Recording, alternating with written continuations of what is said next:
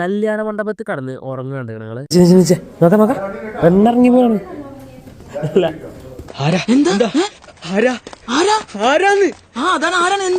എങ്ങനെ ഉറങ്ങാണ്ടിരിക്കുക? രാവിലെ 3 മണിക്ക് വെച്ച് 19 കിലോമീറ്റർ ഡ്രൈവ് ചെയ്തിട്ടാണ് 7 മണിക്കുള്ള മുഹൂർത്തത്തിന് ഞങ്ങൾ ഗുരുവായൂർ എത്തുന്നത്. ആദ്യം പിന്നെ വണ്ടി സ്റ്റാർട്ടാക്കി മുതലേ ഉറക്കത്തിലാണ്.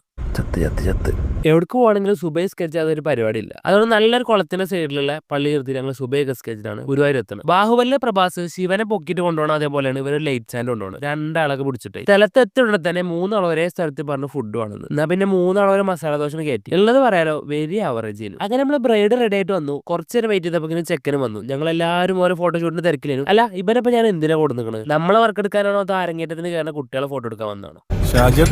ഇത് പണിയാവോ? മുഹൂർത്തത്തിന് സമയപ്പോ കെട്ടൊക്കെ നടന്നു. ഞങ്ങൾ അവരെയും കൂട്ടിയിട്ട് കുറെ കപ്പിൾ ഷോട്ടൊക്കെ എടുക്കാൻ വേണ്ടിട്ട് പോയി. ഇതൊക്കെയാണ് ഞങ്ങൾ എടുത്ത ഫോട്ടോസ്.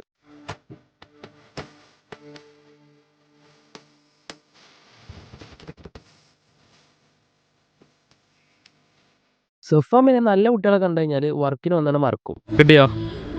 കിട്ടിയോ?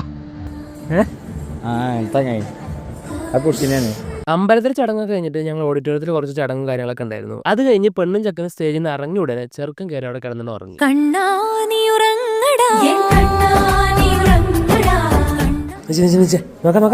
പെണ്ണിറങ്ങി പോവാണ്.